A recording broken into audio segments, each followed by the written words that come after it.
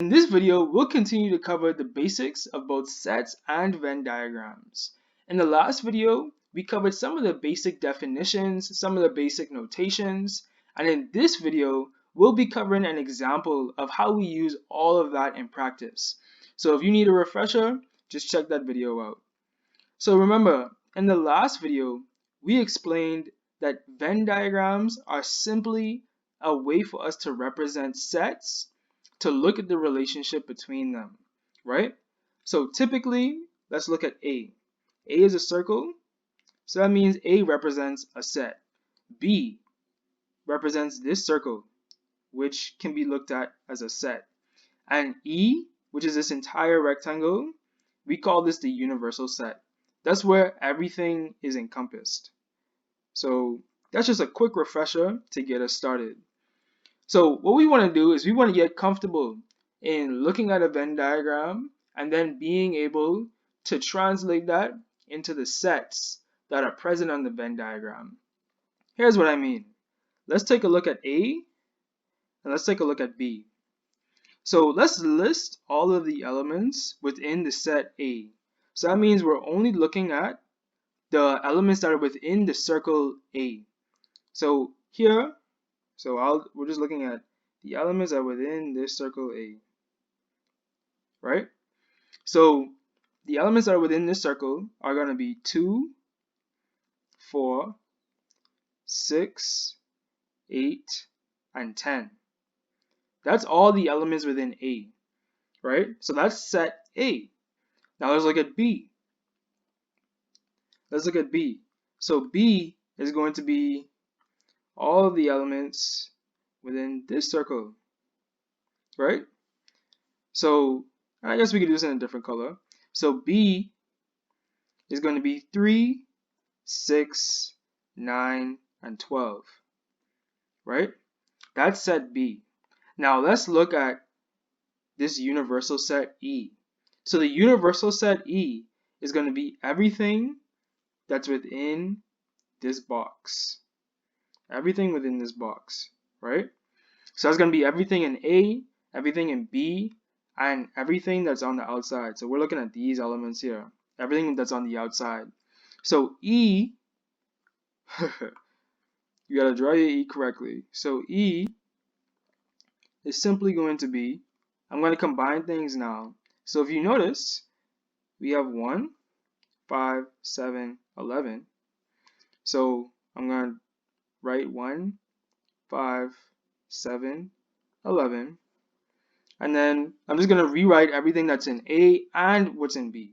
So we're going to have 2, 4, 6, 8, 10. And remember, these don't have to be in any order. That's everything in A. And now we have everything in B, which is going to be 3, 6, 9, and 12. So even though this is out of order, you might recognize something. E is, or our universal set, is really just numbers, so whole numbers from 1 to 12. That's really all what's inside E. So that's just something to keep in mind here, right? So it's just going to be whole numbers between 1 to 12. That's really all that this Venn diagram means. All this Venn diagram is doing is it's taking set A and set B and it's showing how those sets relate to each other within this universal set E, right? So let's move on to some more useful examples. So let's look at what it would look like if we did A union B. So we have A union B. What does this set look like? Because remember, A union B is going to be a set. So remember, we were saying that A union B is going to be all the elements that are either in A or in B, or both, right?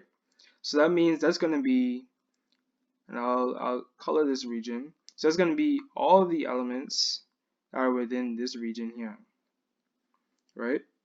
Both A, B, or in A or in B, right? So that's everything there. So all that's going to be, once we actually write out those elements within the set, we can just take everything that's within A. So that's going to be 2, 4, 6, 8, and 10. And then we're going to write everything that's in B. So we have 3, 9, 12. Now notice, 6 is both in A and in B. Since it's both in A and in B, we don't write it twice. We just write it one time, and that should suffice for us describing what's in A and B. So let's see if I could erase this without erasing everything. And we'll move on to the next example. So that's A union B. Let's look at A intersection B. So let's clean this up a little bit so we could clearly see what's going on. Okay. Awesome. So let's look at A intersection B. So A intersection B is going to be all the elements that are both within A and in B. So if we look at that, that's going to be this region here. These are all the elements that are within A and B. And as we can see, we only have one element, and that element is 6. So we're just going to write 6 here. So I hope this is becoming clear to you exactly how we look at Venn diagrams, look at their relationships, and then figure out some sets that represent those relationships. Because A union B, that's a set. That's the set of all the elements that are either in A or in B or in both A and B, right? Now, A intersection B is also a set. That's the set of all the elements that are in both A and B. So that's this region here in the middle that we have shaded. So let's look at another set. Maybe let's try to combine some things that we know. So let's look at A union B complement. So remember, complement just means that we're looking at what's not inside of the set that we just spoke about. So let's figure this out. So remember, A union B is going to be, and we're going to use some colors for this. So A union B is going to be this region here, right? Now, if A union B is the region that is the A circle and the B circle, then if we said A union B complement, we're looking at everything. Whoops. Let me redraw that 12. So if we're looking at A union B complement, we're looking at everything that's outside of the circles. So that means that we're looking at this entire region here, right? That's what we're looking at. And if we look at that, then we could recognize that there are some elements that are outside of both A and B. And these elements that I just highlighted in purple. So we just write those elements. Those elements are what this notation here, that's what that's describing. It's describing all of the elements that are outside of both A and B, right? So that's going to be 1, 5, 7, and 11. 1, 5, 7, and 11. That's the set A union B complement. So now let's move on to some new notation. So now that we have this stuff down pack, let's look at some new notation. Let me just erase this so we could clear everything off and you guys can see what I'm saying. So we have some other notation, and that's n. So let's look at n of A. So n, what this n means, all this translates to is this means the number of elements in A. That's all this means. All this means is we're just looking at all the number of elements within A. So let's count. It's really, you're just counting, right? So if I look at the set A,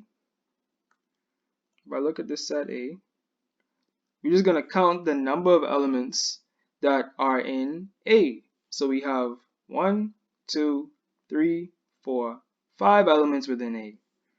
And that's gonna be the answer.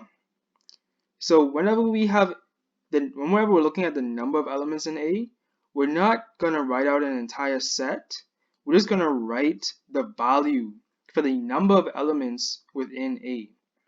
Now let's do the same thing for B. So let's write the number of elements in B. So the number of elements of B, we're just gonna count, right? So we have 1, 2, 3, 4, right? Because remember, 6 is still a part of B, right? As long as it's in the circle, it's still a part of B. So this is a set. This is where you can count everything that's within the circle B, right? So that means the number of elements in B is just going to be 4 elements, and that's all that notation means. So let's try to look at some of these sets that we have here, right? Let's try the number of elements in A union B complement. Remember A union B complement? That's what we found. That's what we found here, right? Now, since we already listed all the elements within A union B complement, all we have to do now is just count, right? So we have 1, 2, 3, 4. We have 4 elements within this set. So see, it's not as complicated as it might look. All we have to do is take our time, break down what the set notation is saying, and that's how we're able to figure out what elements are within these sets.